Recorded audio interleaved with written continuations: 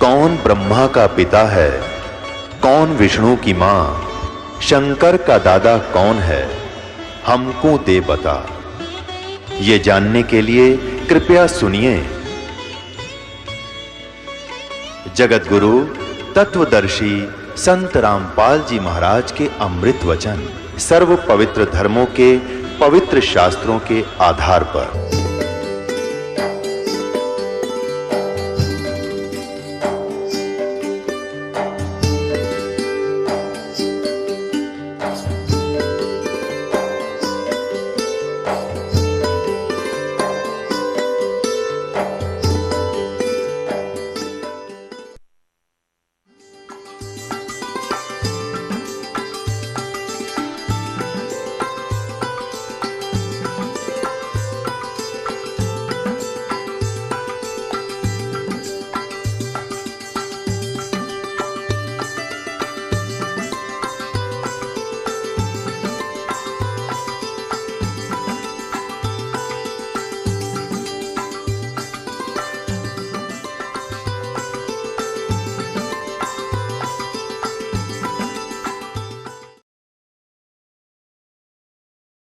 सुबह स्नान करके नामदेव जी ने कटोरा दूध का भर के भगवान विठल की पत्थर की मूर्ति के सामने रख दिया और करबद्ध खड़े हो गए कि भगवान विठल भगवान भोग लगाओ, विठल भगवान भोग लगाओ। अब उसको पूरे प्रोसेस का पता नहीं था कि कुछ देर में उठा करके माता पिता डाल लेते हैं अपने अन्य भोजन में।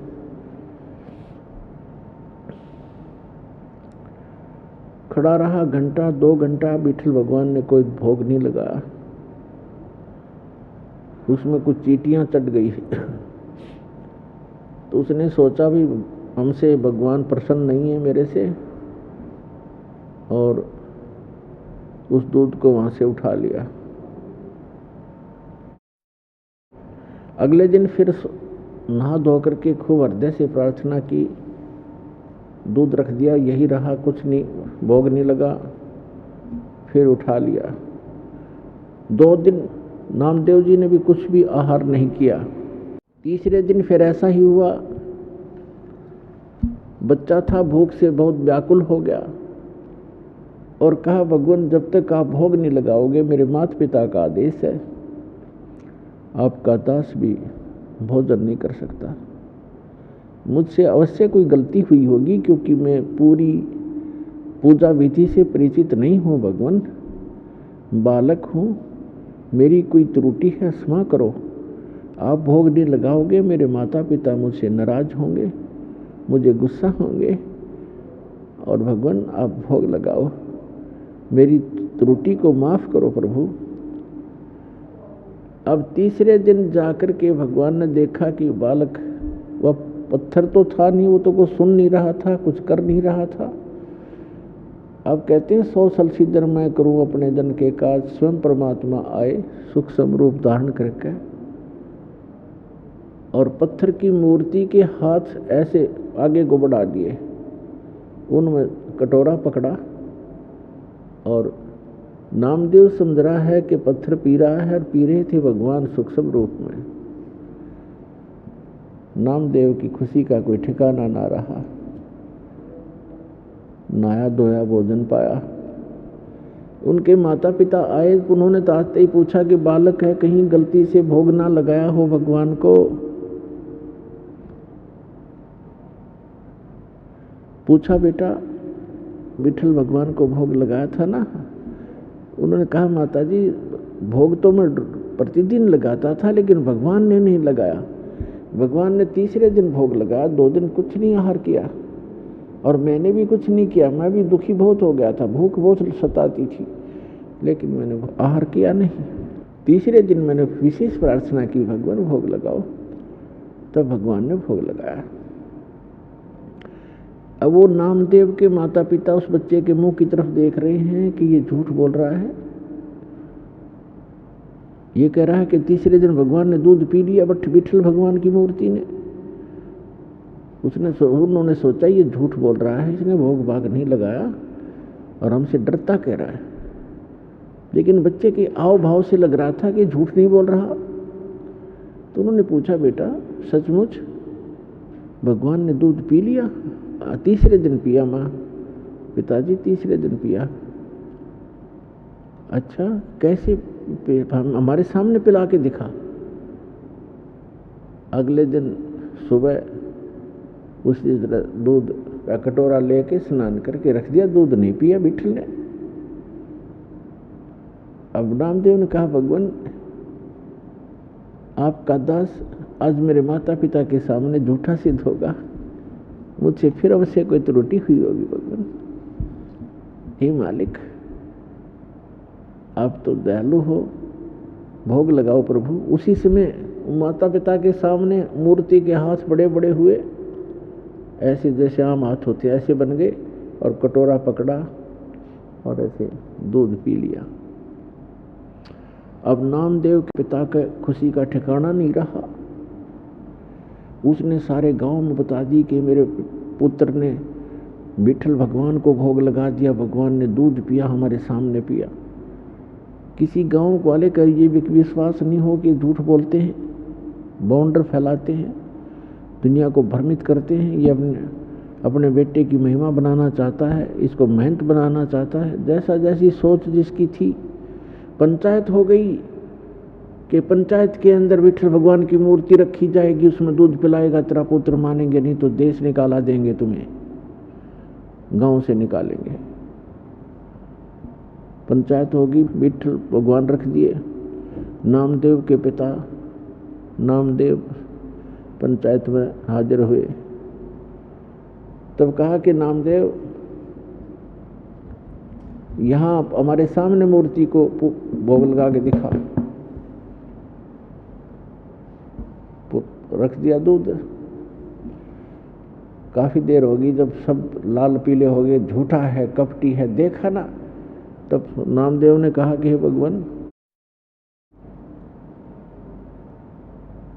मुझ दास के कारण मेरे माता पिता दुखी हो गए, इनको देश निकाला मिलेगा, आपके भगत थे, हे दाता भोग लगाओ। उसी समय उन सबके सामने ऐसे हाथ निकले मूर्ति से और गट गट दूध पी लिया उस परम पिता ने।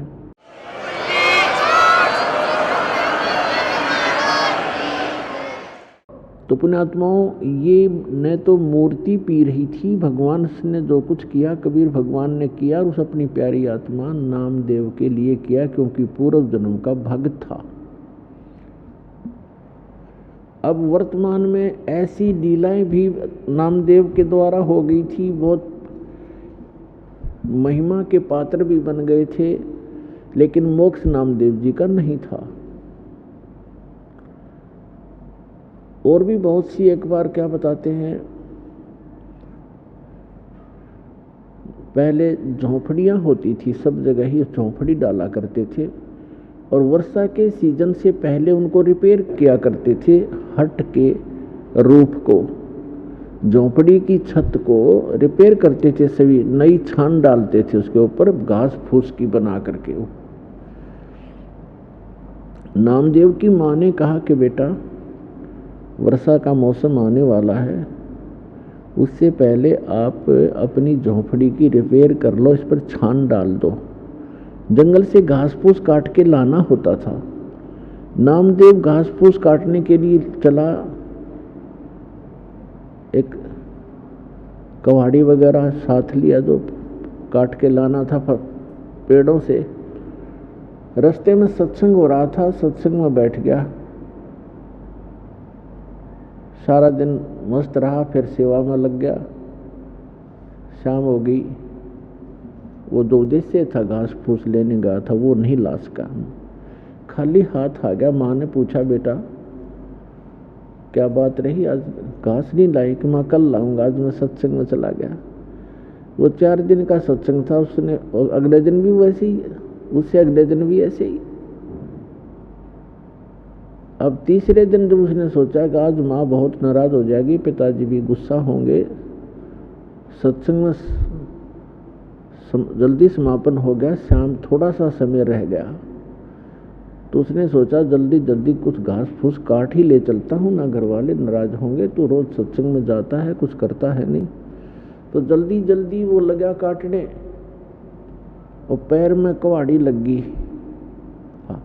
जल्दी जल्दी में बौखला सी रहा था बेचारा, पैर में कुहाड़ी लग गई और पकड़ कर पैर बैठ गया। फूस जिसा काटा था वो भी नहीं ला सका।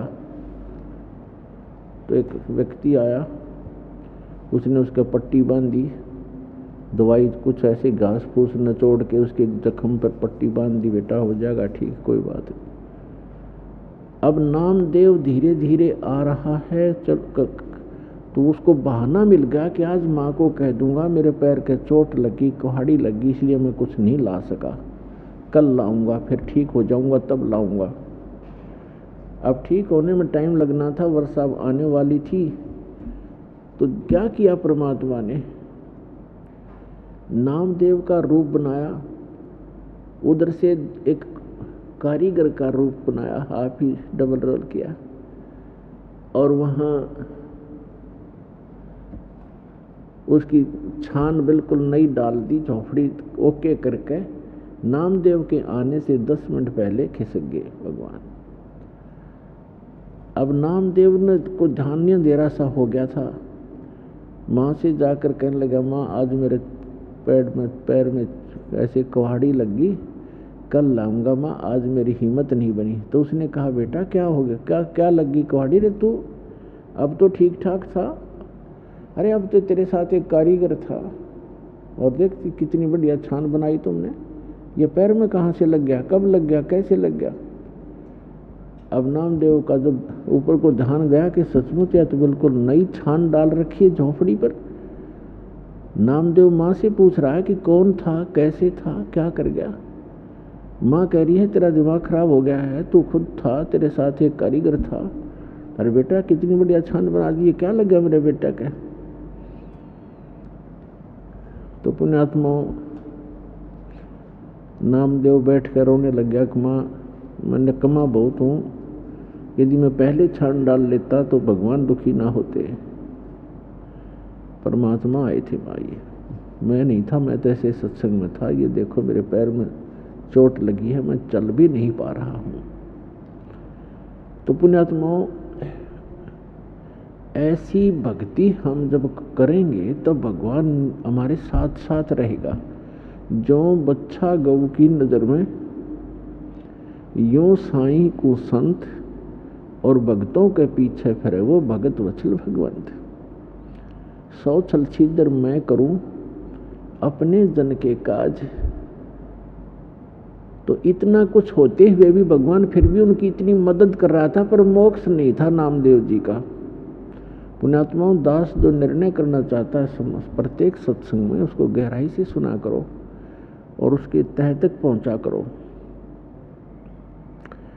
एक रंका और वंका नाम के 2 पति पत्नी भगत थे, एक उनकी लड़की थी वंका, और तीनों बहुत अच्छे भगत थे।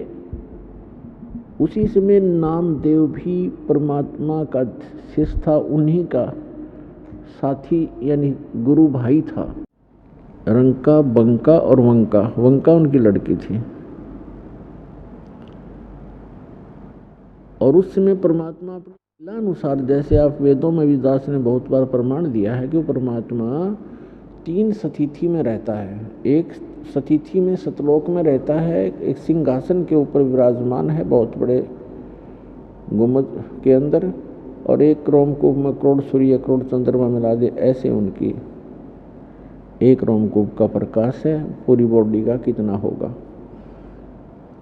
और दूसरी स्थिति में प्रत्येक युग में एक बालक का रूप धारण करके किसी सरोवर के अंदर कमल के फूल के ऊपर आकर विराजमान होता है। सहशरीर आते हैं, सहशरीर फिर यहाँ लीला करते हैं, तत्वदर्शी संत की भूमिका करते हैं, और एक जनसाधारण की तरह एक जीवन जीकर एक लीला करके सहशरीर चले जाते हैं।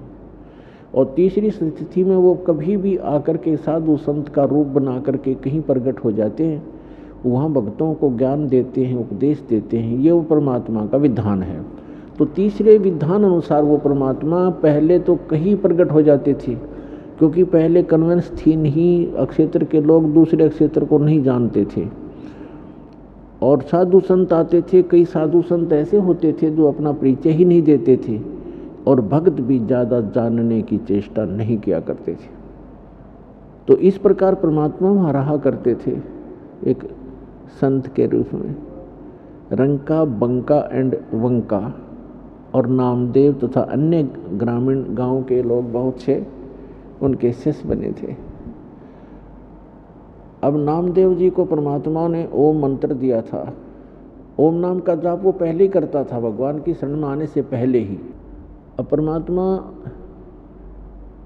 कबीर भगवान जो है उन्होंने अभी आकर के ये सब पूरे मंत्र डिक्लेयर करने थे, पहले नहीं करते थे। वो पहले तो अपने वचन से, आशीर्वाद से, धर्म भंडारे करवा के उनकी बैटरी चार्ज कर देते थे कि इनको मनुष्य जीवन मिलते रहे।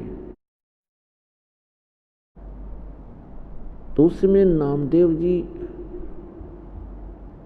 ओम नाम के जाप की पहले कमाई की हुई थी, पिछले जन्मों की भी, उस जन्म में भी करते थे।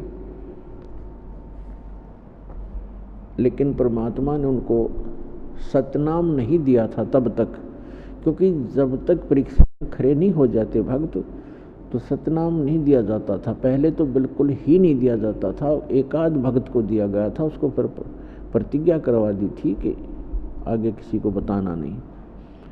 एक दिन नामदेव जी कहीं से आ रहे थे और नगर में प्रवेश कर रहे थे अपने में, और वहाँ एक मंदिर के अंदर ब्राह्मण लोग परमात्मा की आरती उतार रहे थे। बहुत जोर की लय लगा रखी थी, सुर लगा रखा था और घंटियां बजा रहे थे। खड़े होकर के आरती संपन्न कर रहे थे। नामदेव जी भी अपने पैर के जूते निकालकर और उन ब्राह्मणों के अंदर मंदिर में पहुंच गया और हाथ से जूतों से घंटी का काम कर रहा है। अब वहां पुजारी ने देखा, ब्राह्मण ने, कि एक छोटी जाति का समेत जूतों के हमारे बीच में आ गया है। पहले मंदिरों में छुआछूत बहुत ज्यादा थी और जूता हाथ में हो फिर तो बहुत ही बुरा होता था। नामदेव जी को पकड़ के मंदिर के पीछे पटक दिया एकांत में कि तब तक आरती हो लेगी, इसको पीछे कर देते हैं पिछवाड़े में। परमात्मा ने वो मंदिर ही घुमा दिया। नामदेव की तरफ तो मंदिर का मुख हो गया, जैसे पड़े पड़े भी ऐसे अपने जूते बजा रहा था जैसे घंटी बजाते हैं, और पंडितों के पीठ की तरफ हो गया मंदिर। इतना कुछ होने के बाद भी उनके अकल में ठिकाना नहीं आई कि ये महापुरुष है और तुम फॉर्मेलिटी करते हो। जिस मंदिर को तुम सही मान रहे हो वही घूम गया, जिसके लिए फिर भी अकल ठिकाना नहीं आई। हम इतने अहंकारी और अज्ञानी व्यक्ति हो जाते हैं अपने स्वार्थवश।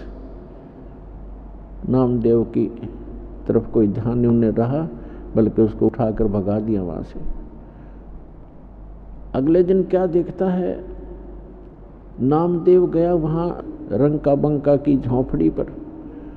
उस दिन वो अकेली लड़की विराजमान थी घर पे। नामदेव ने पूछा, बहन कहाँ गए आपके माता पिता? बहन ने कहा कि वो लकड़ियां लेने गए हैं जंगल से भाई, लकड़ी बेच कर आएंगे फिर रोटी खाएंगे। तो नामदेव ने पूछा, आप क्या कर रहे हो? लड़की ने बताया कि मैं गुरु जी के हाथ का चोट लग गई कल, उसके लिए पट्टी बना रही हूँ। और नामदेव, भाई कुछ ध्यान कर, तू कुछ आगा पीछा नहीं देखता है, भगवान को दुखी मत कर ज्यादा गुरु जी को। कल तेरे मंदिर को घुमाने गए थे भगवान गुरु जी और उनके हाथ में चोट लग गई। कल तू वहाँ क्यों, क्या मतलब था तेरा जाने का उस मंदिर में जो भगवान ने मना कर रखा है कि इन मंदिरों में कुछ नहीं है, और तू फिर भी वहाँ पहुँच गया है तेरी इज्जत रखने के लिए। गुरु जी का हाथ का चोट लग गई, वो मंदिर फेरा था। अब वो उसका यकीन नहीं हुआ कि गुरु जी तो वहाँ दिखाई नहीं दे रहे थे कहीं पर भी। कहने लगी कि कब जाएगी गुरु जी के पट्टी बांधने? कभी जा रही हूँ मेरे साथ। नामदेव साथ गए। गुरुजी के दोनों हाथों को लड़की ने पट्टी बांध दी। तब नामदेव चरणों में गिर गया कि भगवान गलती होगी हमसे, हे परमात्मा आगे से ऐसी गलती नहीं करूँगा, मैं आपकी मर्यादा रखूँगा। परमात्मा ने कहा बेटा जब तक भक्ति ठीक नहीं करोगे और मर्यादा में नहीं रहोगे, ठीक है भगवान तो साथ रहेगा, भगत के काम भी करता रहेगा, लेकिन मोक्ष से वंचित रह जाओगे। एक दिन क्या हुआ कि रंका बंका की स्थिति बहुत खराब थी, बीमार हो गए, लकड़ी भी तोड़कर नहीं ला पा रहे थे। 1-2 दिन आहार को भी हो गए थे। फिर तीसरे दिन वो लकड़ी तोड़ने के लिए चले थे। जंगल से लकड़ियां तोड़कर लाते थे, बेचकर रोटी खाते थे, भक्ति करते थे।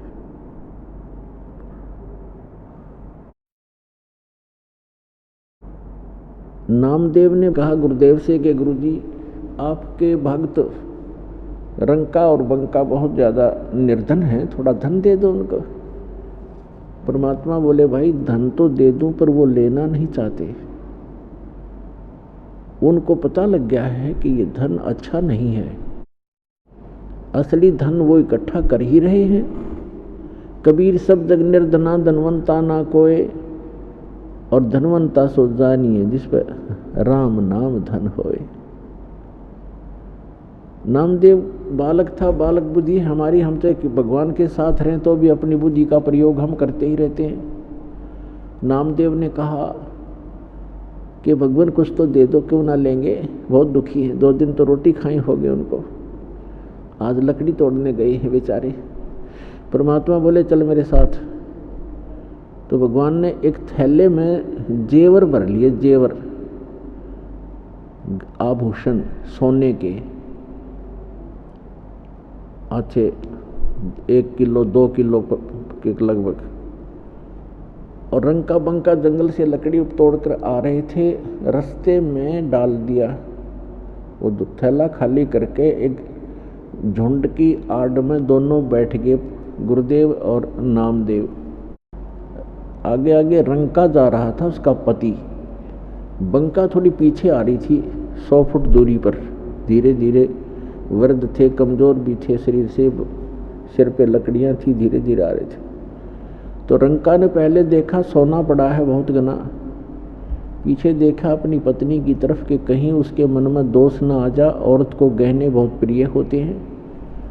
तो उसने क्या चाहा कि पैर से उसको ऊपर मिट्टी डाल दो सोने पर, ताकि पत्नी को दिखाई ना दे कहीं, या नीयत खराब ना कर ले, भक्ति बिगड़ जाए इसकी।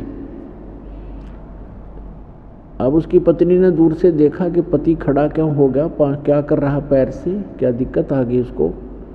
तो उसने ध्यान से देखा कि तो सोने के ऊपर मिट्टी डाल रहा है। वह समझ गई, कहने लगी चलो जी चलो, क्यों मिट्टी पर मिट्टी डाल रहे हो। तो वो चल पड़ा, किसने देख तो लिया ही। अब वो भी आगे छोड़ के नौके नो चलेगी आगे को, नहीं उठाया उस सोने को कि भाड़ में जाओ ऐसा सोना। परमात्मा कहते हैं साईं इतना दीजिए जा मैं कुटुंब समावे, हम भी भूखे ना रहती थी ना भूखा जावे। कबीर सब जग निर्जना धनवंता ना कोय, धनवंता सो जानिए जिस पर राम नाम धन होए। अब फिर परमात्मा ने कहा बता भाई कैसे दूं इसको, नामदेव कैसे दूं इनको, बोल। परमात्मा ने कहा नामदेव तेरी अकल ठिकाने नहीं आई अभी तक।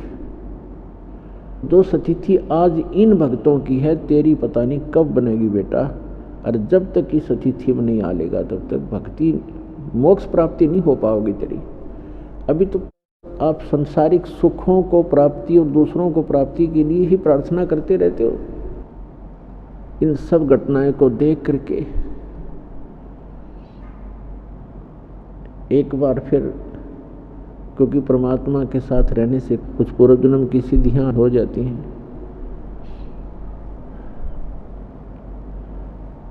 तो इस प्रकार पुण्यात्मा नामदेव जी को फिर परमात्मा ने पुनः उपदेश दिया, दोनों मंत्र दिए, तब उस पुण्यात्मा का मोक्ष हुआ। कहते हैं नामा छिपा ओम तारी, पहले ओम की रट लगा रखी थी उसमें, उसकी तारी माने लौ लाग रही थी, ओम नाम ही जाप करता था। फिर परमात्मा ने सब भेद बताया मंत्रों का, पीछे सोहम भेद विचारी, और सार शब्द पाया जद लोई, आवागमन बहुड़ ना होई। नामा छिपा ओम तारी, पहले ओम की जाप करता था, ओम की भक्ति करता था, ओम मंत्र की। पीछे सोहम भेद विचारी, बाद में परमात्मा ने उसको विस्तार के साथ इस मंत्र की महिमा बताई कि इसके बिना बात नहीं बने, ये 2 अक्षर का सतनाम बनता है। और फिर उसने सच्चे दिल से स्वीकार किया, सतभक्ति की, और संसारिक जो अन्य जो इच्छाएं थी वह खत्म की। फिर परमात्मा ने उनको सार शब्द दिया, तब नामदेव का मोक्ष हुआ। आगे उनको प्रतिबंध लगा दिया था कि आगे इसके बारे में किसी को बताना नहीं, जिक्र भी नहीं करना आपने। ऐसा ही हुआ। तो पुण्यात्माओं, यहाँ बताया है भाई, नामदेव नाम निरंजन राते, जाकी छान छवाई। यानी भक्त पूर्व जन्म के संस्कार से। देखो पुण्यात्माओं, मंदिर में और मूर्ति की पूजा मेरे ख्याल में हिंदू धर्म में सबसे घनी है, और आज तक किसी की मूर्ति ने दूध ना पिया नामदेव न छोड़ के। तो क्या कारण था? पिछले ही तप से होते हैं पूर्ण हंस मुराद, उनके पिछले संस्कार थे और उनसे इतना भी लाभ हो गया, लेकिन मोक्ष फिर भी नहीं था। तो मोक्ष अलग वस्तु है, और ऐसी कोई घटना किसी संत भगत के साथ घट भी गई है तो उससे मोक्ष नहीं है। तो इसलिए ज्ञान को आधार बनाकर इस भक्ति सफर पर आप चलोगे तो सफल होगे। तो वो मंत्रों से लाभ होगा, मंत्र जो पूर्ण हो, मर्यादा में रहोगे तो बात बनेगी। फिर क्या बताते हैं भाई, काशीपुरी कबीरा होते ताही लखो रे बाई, बन के सो बंजारा उतरे, 9 लख बालद आई, मन तू सुख के सागर बसरे, भाई और न ऐसा यसरे। अब कहते साईं इतना दीजियो, जा मैं कुटुंब समावे, हम भी भूखे ना रहें, अतिथि ना भूखा जावे। परमात्मा ने हमें आकर के सब मार्ग बताए हैं। अब जैसे स्वामी रामानंद जी को परमात्मा मिले, सचखंड लेकर गए, फिर वापस छोड़ा, तब उन्होंने कहा था 2 ठौर है एक तू, कबीर भगवान को कहा था। 104 वर्ष के स्वामी रामानंद ब्राह्मण थे, महर्षि, वेदों के, गीता पुराणों के मर्मज्ञ ज्ञाता माने जाते थे। परमात्मा से परिचित होने के बाद कहते हैं कि 2 ठौर है एक तू, भया 1 से 2, और गरीब दास हम कारणे तुम आए हो मगजो। फिर क्या बताया है कि तुम साहेब तुम संत हो, तुम सतगुरु तुम हंस, गरीब दास तेरे रूप बिना और न दूजा अंश। बोलत रामानंद जी और सुनो कबीर करतार, गरीब दास सब रूप के तुम ही सिरजनहार। मैं भक्ता मुक्ता भया, कर्म कुंड भयो नाश, गरीब दास निज ब्रह्म तुम, मेरा हो गया दृढ़ विश्वास। अब कहने का भाव ये है कि वो परमात्मा ही यहाँ आकर के एक जीवन जीते हैं, एक अच्छे नागरिक का रोल भी करते हैं, भूमिका करते हैं, एक अच्छे भक्त की भूमिका भी करते हैं। दास कबीर, कबीर दास। सर्वसमर्थ होते हुए कहा कि यहाँ के लोक में ये लोक सब नकली साहबों का है, और यहाँ जो साहब बनेगा वो खराब होगा, और जो दास बनेगा वो पार होगा। तो यहाँ परमात्मा ने एक रिहर्सल करके दिखाई, कबीर दास, कि मैं दास कहूँगा, मेरे बच्चे भी ऐसे बोला करेंगे तो इनका कल्याण होगा, अहंकार घटेगा, अहंकार जिसके अंदर है वो परमात्मा दूर हो जाते हैं। तो इस प्रकार परमात्मा हमें एक रिहर्सल करा करते और हमें विश्वास दिलाना चाहते थे कि तुम मुझ पर ऐसे विश्वास करो जैसे मैं कर रहा था भगवान पर। अपनी ही लीला डबल रोल करके बता रहे हैं कि एक अच्छे भक्त को इतना विश्वास के साथ मेरी भक्ति करनी चाहिए। जैसे परमात्मा कपड़ा बुनते थे, कबीर भगवान सारी सृष्टि के रचनहार, सबके पालनहार, अनंत कोट ब्रह्मांड जिसके वचन से चल रहे हैं, वो एक झोंपड़ी में रह रहा है, कुटिया में, और कपड़ा बुनता है।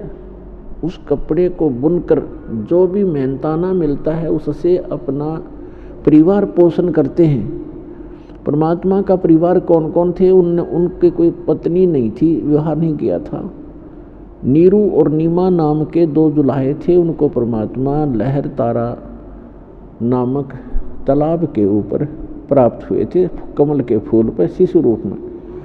तो वहाँ से वो ले आए थे उठा करके, धीरे धीरे बड़े हुए, फिर जुलाहे का काम करने लगे, अपने मुंह बोले माता पिता के साथ हाथ बटाने लगे। और 2, एक लड़का और एक लड़की, ये दोनों मृत जीवित किए थे भगवान ने। 12-13 वर्ष के थे दोनों ही। तो ये बच्चे अपने पास रखे थे पुत्र पुत्री के रूप में। ये परिवार था। ये परिवार इसलिए अनिवार्य था, दाता ने दिखाना था कि परिवार के पोषण के लिए अपना निर्वाह भी करते रहो, भगवान में कोई बाधा नहीं आओगी, भक्ति भी करते रहो। भक्ति तो ऐसी आसान है, काम करते करते नाम उठत नाम बैठत नाम सोत जागबे, नाम खाते नाम पीते नाम से तिलागबे। तो कबीर परमात्मा कहते हैं कि कपड़ा बुनने से कठिन काम नहीं होगा शायद। एक एक बारीक बारीक तार को ऐसे डालना, ऐसे डालना, और उसको डालते डालते भी सिमन किया करते थे। और जो मेहनताना में आता था उसकी बुनाई, उससे उस परिवार का पोषण भी करते थे। और फिर भी कुछ बच जाता था, उसी में से धर्म दान भी करते थे, भंडारा भी करते थे। तो परमात्मा कहते हैं देते को हर देत है, जहाँ तहाँ से आने, ना दिया वो मांगते फिरो, फिर परमात्मा सुने ना कान। कबीर साहब कहते चिड़ी चौंच भर ले गई, नदी न घटो नीर, दान दिए धन घटे नहीं, कह रे साहिब कबीर। तो इस प्रकार परमात्मा कहते हैं कि दान अवश्य करना चाहिए। जैसे आप मंत्र जाप करते हैं, मंत्र जाप तो समझो बीज है आपका, और ये दान धर्म 5 यज्ञ जो करनी होती हैं, ये उसमें भक्ति रूपी बीज को पौधा पेड़ बनाने के लिए सिंचाई का काम करते हैं। तो ये सिंचाई भी कंपलसरी है, यानी दान 5 यज्ञ भी चाहिए। एक यज्ञ है धर्म की, दूसरी यज्ञ है ध्यान, तीसरी यज्ञ हवन की, चौथी यज्ञ प्रणाम, और 5वीं यज्ञ ज्ञान की। तो ज्ञान यज्ञ ये सत्संग है। धर्म यज्ञ आप पैसा देते हो, दान यहाँ भंडारे होते हैं, लाखों लोग, बच्चे भूखे बूढ़े दूर से आते हैं, बुजुर्ग, क्योंकि यहाँ कोई खाना खाने नहीं आता, व्यक्ति भगवान के लिए आता है। और भगवान के लिए जो आता है वो भक्त होता है। और भक्त को जो खाना खिला सुविधा दी जाती है, जैसे यहाँ सारी सुविधाएं हैं, कोई मैट की, कोई पंखे की, पानी की, बाथरूम की, नहाने की, धोने की, खाने की सारी सुविधाएं हैं। तो भगत के लिए जो सेवा लगती है, वैसे तो द्वार पे कोई भी व्यक्ति आ जाए उसको खाना खिलाने से लाभ होता है, लेकिन भगत से और भी ज़्यादा लाभ होता है। तो यहाँ जितने भी आते हैं सतभक्त सत्साधक आते हैं, दुखी व्यक्ति आते हैं, तो यहाँ भंडारा चल रहा होता है, आते आत्मा तृप्त होती है। तो ऐसा आपका किया हुआ दान बहुत घना लाभ देता है आपको। तो इसलिए कहते हैं एक यज्ञ है धर्म की, दूसरी यज्ञ है ध्यान, और तीसरी यज्ञ हवन की। एक यज्ञ है धर्म की, धर्म यहाँ आते भोजन भंडारे सारी सुविधाएं प्राप्त हैं, पानी है। फिर ध्यान, यानी आप यहाँ आते हो तो परमात्मा की याद ही रहती है। यहाँ चर्चा चलती है तो भगवान की ही चलती है। यहाँ आकर भी कोई नालायक इधर उधर की गप्पे मारता है तो भक्त नहीं है। अभी वो बालक है या पहली दूसरी कक्षा का बच्चा तो इधर उधर की बातें कर सकता है, जो प्रथम दूसरी तीसरी बार आया हो। तो उसके साथ बड़े पुराने भक्तों को चाहिए एक दो बात उसकी सुने, कोई दुख बताता है दुख सुने, फिर उसको बतावे, फिर कहे भी अपना मंत्र कर, मंत्र से लाभ होता है, गुरुजी बताते हैं, भक्ति करते रहो। तो यहाँ आओगे तो मालिक का ही ध्यान रहेगा। ये ध्यान यज्ञ है, हठ योग नहीं है। और तीसरी यज्ञ हवन की यहाँ पर जोत जलाई जाती है भगवान के लिए, वो हवन यज्ञ कहलाता है, वो हवन यज्ञ है। और चौथी यज्ञ प्रणाम, यहाँ सब प्रणाम करते हैं भगवान को, अहंकार टूटता है आपका और आपको बहुत घना पुण्य मिलता है प्रणाम यज्ञ से। और पांचवी यज्ञ जो ज्ञान की है, ये अध्यात्म मार्ग का ज्ञान यहाँ पर दिया जाता है, सत्संग सुनाया जाता है। तो ये पांचों यज्ञ अनिवार्य हैं इस भक्ति रूपी पौधे को, भक्ति रूपी फसल को सफल बनाने के लिए। तो इस प्रकार पुण्यात्मा परमात्मा के मार्ग में आप जब लगोगे तब पता चलेगा। अब परमात्मा कहते हैं कल पे कारण कौन है, कर सेवा निकाम, मन इच्छा फल दूंगा जो पड़े जनिते काम। आप भक्ति करते रहो, जो मर्यादा बताई है उस मर्यादा का पालन करते रहो, संसार की तरफ मत देखो। संसार की तरफ देखोगे भक्ति पर नहीं चल पाओगे, आप अपना उद्देश्य भूल जाओगे। संसार के चोचले नहीं देखने हमने, चाहे वो कुछ भी ड्रामा करते हैं। अब विवाह शादी के अंदर संसारिक लोग बहुत बड़ा कुछ करते हैं, डांस करते हैं, डीजे बजाते हैं, पैसा खूब खर्च करते हैं, लड्डू मिठाई बना करके खूब वो दिखाते हैं अपनी महिमा। तो परमात्मा कहते हैं इस तरह के जो परंपराएं हैं विवाह की, फिर आगे लेन देन की, ये भक्तों को अच्छा नहीं लगता, भक्ति मार्ग में बाधक है ये, और भगवान रुष्ट होता है। जैसे आपने देखा कि पहले दिन डीजे बजा रहे थे, लड़के का विवाह था, अगले दिन बारात जा रही थी, लड़का भी मर गया, 4-5 और मर गए उसी गाड़ी में, दुर्घटना में। पहले डीजे बज रहा था, अब वहाँ पर दुआछड़ बज रहे हैं, टक्कर मार रहे हैं, हाहाकार मच रहे हैं। अब बजा ले डीजे, खा के ये डीजे। परमात्मा से डर कर रहे, कदम कदम फूंक कर रख, और भगवान प्रसन्न रखना पड़ेगा हमने अगर इस गंदे लोक में जीना है। तो जिस तरह भगवान प्रसन्न रहे उसी तरह अपना रहो, और फिर ये दुर्घटनाएं भी टलेंगी, साथ देगा भगवान आपका और आपके बच्चों का। तो इस प्रकार हमने ये बकवादें नहीं करनी है। साधु भक्त को अच्छा नहीं लगता है, आम समाज कुछ भी करता रहे उसकी तरफ नहीं देखना हमने, ना दहेज देना है ना लेना है, क्योंकि ये हमारे संस्कार उलझते चले जाते हैं, ये कभी निपटेंगे नहीं। फिर हमने ख़त्म करना है इन संस्कारों को। और जो हम अपने बच्चे को धन दे दिया, राम नाम का भक्ति दे दी, इससे बड़ा कोई धन नहीं है, उसका सदा साथ देगा भगवान। जहाँ दुख होगा खड़ा पाओगा परमात्मा, और कोई भी हानि होगी उसको बचाएगा भगवान। तो माता पिता नहीं बचा सकते, कितना धन दे सकते हैं अपने बच्चों को हम, कितने दिन तक उसका पालन कर सकते, नहीं हो सकता। तो भगवान पर विश्वास करना सिखाए बालक को, और पूरी दृढ़ता लाए, भक्ति दे उसको, तो वो सुखी रहेगा, उसके संस्कार भी समाप्त हो जाएंगे सदा के लिए। अब चलेंगे वहाँ पीछा छुटवाएंगे, सदा सुखी रहा करेंगे, वहाँ कोई काम नहीं। जैसे आप यहाँ आते हो, यहाँ क्या काम है आपको, नहाओ धो रोटी खाओ भोजन करो, बड़ा बड़ा भोजन मिलता है। तो ऐसे सतलोक के अंदर है, यहाँ तो गंदा लोक है, यहाँ तो और भी समस्या, शरीर में कोई बीपी हाई कर दे लो, कोई बुखार हो गया, खांसी होगी, सिर में दर्द हो रहा है, या कोई टेंशन होगी, वहाँ तो ये भी नहीं है। और फिर वहाँ रहा करोगे न, वृक्षों के नीचे बैठे ठाठ से ग्रुप के ग्रुप बैठ के बतलाया करोगे, भगवान की चर्चा कराया करोगे, वहाँ कोई काम में कोई नहीं। और भोजन की इच्छा हो तो भी जाओ भंडारे में खाओ, बड़े भंडारे भगवान के सामूहिक लगे रहते हैं। वहाँ पर कई स्थान ऐसे हैं जहाँ पिकनिक मनाने जाते हैं, वहाँ भंडारे सामूहिक चलते मिलते हैं, कोई अभाव नहीं किसी प्रकार का। घर पर आओगे, अपने घर हैं तुम्हारे, वहाँ पर छोड़ के आए हुए हो, वहाँ आपके सब पकवानों से भरे हुए भंडारे हैं। तो पुण्यात्माओं, इस गंदे लोग से निकलन की सोचो तुम, यहाँ तो जाना पड़ेगा, एक दिन छोड़ना भी पड़ेगा। आज चाहे आप कितना ही यहाँ व्यवस्थित बने बैठे हो, या आपकी भूल ही साबित होगी एक दिन। चाहे आपकी कोठी है, कार है, बैंक बैलेंस है, खूब सारी सुविधाएं हैं, लेकिन कल उकचुक हो जा, कैंसर हो जा बॉडी में, बता, खाक सुविधाएं, ये जहर दिखाई देगा ये सारा धन। तो बच्चों यहाँ से निकलने की चेष्टा करो जितना हो सकती है। तो क्या बताते हैं परमात्मा, कहते हैं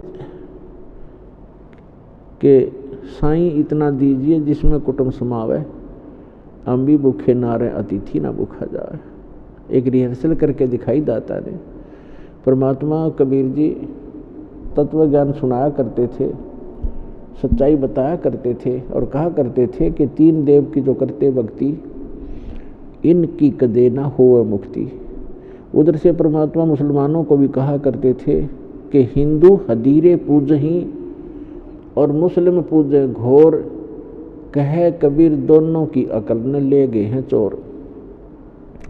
हिंदुओं के गुरुओं को, मुसलमानों के मुल्ला और पीर काजियों को परमात्मा कहा करते कि ये दोनों ही तुम्हें मिसगाइड किए हुए हैं, इनको ज्ञान नहीं है, ये परमात्मा से परिचित नहीं है, और जो साधना तुम्हें करनी चाहिए इनको स्वयं ही मालूम नहीं है, तुम्हें मिसगाइड किए हुए हैं।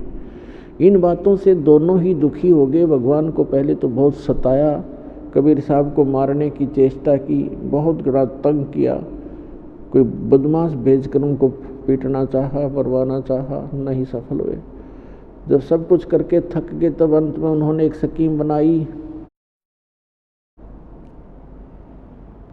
हिंदुओं के गुरुओं ने और मुसलमानों के काजी और मुल्लाओं ने कि ना ये मारे से मर रहा है और हमारी सब बिगाड़ करता जा रहा है, हमारा समाज से ये रोजी रोटी का धंधा बंद करवाने जा रहा है, ये ऐसी ऐसी बातें करता है, लोगों को जल्दी स्वीकार्य हो जाती हैं, इसका ऐसा करो कि ये काशी छोड़कर भाग जाए। सब ने मिलकर एक स्कीम बनाई कि झूठी चिट्ठियां लिख दी भारतवर्ष के सभी साधु संत फकीरों के डेरों में, और लिख दिया कि कबीर नाम का व्यक्ति जो काशी में रहता है 3 दिन का भंडारा करेगा और सभी अपने शिष्यों समेत आना है, और ये प्रत्येक भोजन के उपरांत एक असरफी देगा, एक दोहर देगा। असरफी सोने की यानी 10 ग्राम सोना एक बार में देगा, और एक दोहर बहुत अच्छा सुंदर कंबल टाइप होती थी, पहले खद्दर की होती थी, दोहर सबसे अच्छा कंबल माना जाता था, सबसे अच्छा, तो दोहर देगा और सभी आना। अब इस लालच में सभी मंडलेश्वर अपने छोटे बड़े बीमार रोगी सब चेलों को ले आए। कहने का भाव ये है कि निश्चित तिथि जो रखी थी उस दिन 18 लाख साधु संत और काशी के सारे इकट्ठे होकर काशी का चूल्हा नौत कर रखा था, वो सभी उस काशी के बाजार में, काशी के शहर के आसपास बाहर में खड़े हो गए। रविदास जी सुबह सुबह आए घूमने के लिए, उन्होंने पूछा भी महात्माओं आज कोई समागम है क्या। उससे पहले 1-2 ने और पूछ लिया था उन महात्माओं से, बाहर से आए हुए से, कि तुम कैसे आए हो। तो वो कहने लगे, अरे काशी वालों तुम कौन सी दुनिया में रहते हो, हमसे पूछ रहे हो, तुम्हें मालूम नहीं कि कबीर नाम का कोई व्यक्ति है, कबीर दुलाहा, और वो भंडारा करेगा, इसलिए आए हम। रविदास जी ने सोचा भाई कोई गड़बड़ कर दी न, निकम्मा ने, किसी ने गड़बड़ कर दी, झूठी चिट्ठी पाऊंगी। कहने लगे आपके पास कोई पत्र गया है। रविदास जी ने पूछा हाँ, सब ने बताया कि पत्र गया हमारे पास, ये देखो पत्र है हमारे पास, 3 दिन का भंडारा है, और प्रत्येक भंडारे में, प्रत्येक भोजन में एक असरफी मिलेगी और एक दोहर मिलेगी। रविदास जी तो समझ गया, उनकी चाल थी, चाल है लोगों ने, ये तो सफल हो गया आज अपनी चाल में। रविदास जी पहुंचे कबीर साहब की झोंपड़ी पर और जाके सारा वृत्तांत बताया। तो कबीर साहब ने कहा कि बैठ जा भक्त, आ जा, कुंडी लगा ले, भीतर बैठ जा, और वही ये तो जीने नहीं दे, मेरे को तंग करेंगे ही करेंगे, क्योंकि इन तो दुनिया को गुमराह करना है और मेरा उद्देश्य इनसे बचाना है, और ये ज़्यादा है, मैं अकेला हूँ, और आज का दिन काट लूँ और रविदास रात में अपने मुँह बोले माता पिता वो बोले बच्चों को साथ लेकर या नगरी त्याग दूंगा। ये चाहते यही है कि ये भाग जाए यहाँ से, ये रिलीफ महसूस कर लेंगे, मैं चला जाऊंगा। अब ये तो ऐसे दुखी रखेंगे ही रखेंगे, बैठ जा तू, बैठ जा। अंदर बैठा लिया, अंदर से दरवाज़ा बंद कर लिया। उधर से परमात्मा गए सतलोक के अंदर। कबीर साहब एक रूप में वहाँ बैठे हैं, भजन करते दिखाई दे रहे। और वहाँ से टेलीफोन कर दिया ऊपर कि तैयार करो 9 लाख बैलों के ऊपर बने बनाए भोजन, असरफी, मोहर, दोहर सब कुछ तैयार करो। वहाँ पहुँचे तो 9 लाख छोड़ असंख्यों बैल बन के खड़े हो गए हंस भक्त, और उनके ऊपर लाद दिया सामान सारा और कहा ले जाओ जितना चाहिए भगवान, आपका आदेश अनुसार तैयार है। उनमें से 9 लाख बैलों के ऊपर भरा हुआ जलेबी, कचौड़ी, पूरी, सारा कुछ, लड्डू, बर्फी, बालूशाही और दोहर, मोहर सब कुछ ठोक के, और काशी के चौपड़ के बाजार के में तंबू लगा दिए, टेंट, सफ़ेद टाइप के टेंट। 9 लाख बैल और 2-3 लाख भक्त, और सतलोक से आए वो सारे बंजारे बन के, एक बंजारे का रूप बना के, स्वयं परमात्मा ने रूप बना करके, केशव रूप बना करके, और वहाँ टेंट में बैठ गया और भोजन शुरू कर दिया। उधर से शेख तकी नाम का एक धार्मिक गुरु था सिकंदर लोधी राजा का। राजा का भी निमंत्रण दे रखा था कि आज राजा भी देख लेगा आकर के, क्योंकि शेख तकी भगवान कबीर साहब से ईर्ष्या बहुत रखता था, उनको नीचा दिखाने और उनके राजा के नज़रों में गिराने के ही चक्कर में रहता था। इसलिए एक पत्र उसने अपने राजा के पास भी भिजवा दिया था। तो राजा के पास शेख तकी गया था कि आपके गुरुजी भंडारा कर रहे हैं। सिकंदर लोधी कबीर साहब से बहुत प्रभावित था, उनको एक असाध्य रोग था जलन का, परमेश्वर कबीर जी ने वो स्वस्थ कर दिया था। और भी बहुत से चमत्कार देख करके कबीर परमेश्वर के लीला से प्रभावित होकर के सिकंदर लोधी परमात्मा कबीर जी में बहुत आस्था रखता था। तो सिकंदर लोधी से कहा शेख तकी ने कि आप भी चलोगे, आपके गुरुजी का निमंत्रण आया है, भंडारा कर रहा है। शेख तकी ये चाहता था कि सिकंदर लोधी काशी जाएगा तो वहाँ कबीर भागा पाएगा, क्योंकि इतने आदमियों को रोटी कहाँ से खिलाएगा। एक झोपड़ी में बैठा व्यक्ति 18 लाख व्यक्तियों को भोजन कैसे करा देगा। ये सोचकर सिकंदर लोधी को भी साथ ले लिया। सिकंदर लोधी कहने लगा मैं तो अवश्य चलूँगा, बहुत महान पुरुष है, उनके दर्शन करके आऊँगा, भंडारे में तो जाना ही चाहिए। जाके देखा, शेख तकी ने सोचा था सब भूखे बैठे शोर मचा रहे होंगे और कबीर भाग गया होगा। वहाँ क्या देखा कि वहाँ तो भंडारा चल रहा है और जय जयकार हो रही है कबीर भगवान की। जो भी भोजन खा रहा है कह रहा है ऐसा स्वादिष्ट भोजन कभी देखा ना सुना। भाई भंडारा हो तो ऐसा हो। जो भी भोजन खा के उठ रहा है उसको दोहर दी जा रही है, एक असरफी सोने की दी जा रही है। अब शेख तकी तो पेट पकड़ कर बैठ गया, अकियो कैसे बिजली गिरी, ये कहाँ से लाया इतना पैसा, कहाँ से लाया ये भंडारा। तो सिकंदर लोधी पहुंचे जहाँ परमात्मा दूसरे रूप में बैठे थे, केशव रूप में, बंजारा रूप में। उससे पूछा कि आप कौन हैं। सिकंदर लोधी राजा ने पूछा आप कौन हैं, कबीर जी से आपका क्या नाता है, क्या रिलेशन है। तो केशव रूप में विराजमान भगवान ने कहा कि कबीर जी मेरे पगड़ी बदल मित्र हैं और मेरे पास उनका एक संदेशा गया था कि छोटा सा भंडारा है, कुछ सामान लेते आइएगा। तो उसका दास हाजिर हो गया।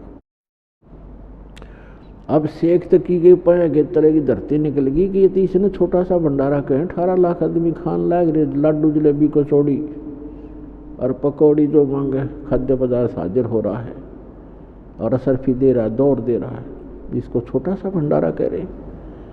उस सिकंदर लोधी ने पूछा कि भगवान कहाँ हैं, कबीर साहब आए नहीं। तो केशव रूप में विराजमान भगवान ने कहा कि उसका दास जो बैठा है, मौज है उनकी, आएंगे जब आ जाएंगे। तो सिकंदर लोधी ने सोचा कि दर्शन करूं, पहले दर्शन करके आऊं। झोंपड़ी पर पहुंच गए, हाथी पर बैठकर, साथ में अंग रक्षक हैं। जाके दरवाजा खटखटाया, रविदास उधर बैठे, भगवान एक रूप में वहां भी बैठे झोंपड़ी में। रविदास जी ने कहा, भगवान ये तो यहाँ भी आगे दिखा है। दरवाजा खटखटा दिया है। परमात्मा बोले, लगता तो है पर दरवाजा नहीं खोलना, हाथ जोड़ लेंगे और कहेंगे कल हम निकल जाएंगे, तुम यही चाहते हो, छोड़ देंगे इस नगर को। दरवाजा खटखटाया लेकिन परमात्मा बोले नहीं। तब सिकंदर लोधी ने कहा कि परवरदिगार दरवाजा खोलो, सिकंदर लोधी आपका दास दिल्ली से आपके दर्शनार्थ आया है। तब अंदर से कहा, भगवान कबीर साहब ने कहा कि हे राजन, मैं दरवाज़ा नहीं खोलूँगा, मेरे साथ बहुत बुरा कर रखा है इन लोगों ने। मेरे पास अपने परिवार के पोषण के लिए शाम का अन्न भी नहीं है। 18 लाख व्यक्ति बाहर आए हुए बताते हैं और झूठी चिट्ठी लिखी हुई है कि भंडारा करेगा कबीर, दोहर देगा, मोहर देगा। भगवान मैं इन्होंने तंग कर लिया हूँ, आज का दिन काटूंगा और रात को अपने सबको लेकर भाग जाऊंगा यहाँ से। तब सिकंदर लोधी ने कहा, परवरदिगार ये दास आपको पहचान चुका है, आप किसी और को बहका सकते हो, इस दास को नहीं। हे भगवान, आपने कैसा रंग लगा रखा है, एक बार जाकर देखो दाता। आपके दर्शन के लिए अभिलाषी थे लोग और कह रहे हैं कौन है वो ऐसा महापुरुष जिसने इतना सुंदर भंडारा किया है, दर्शन तो दे एक बार। हे परमात्मा, एक बार चलिए आप, दरवाज़ा खोलो दाता, अपने दास पर दया करो। तब कबीर साहब ने कहा, खोल दे रविदास, तो बात सारी ठीक होगी। सिकंदर लोधी ने दंडवत प्रणाम किया चरणों में मुकुट समेत और कबीर साहब से प्रार्थना विनय की। तो परमात्मा ने स्वीकार की उनकी प्रार्थना और चल पड़े। जो ही कबीर साहब कुटिया से बाहर निकले, आसमान से फूलों की वर्षा होने लगी भगवान के ऊपर।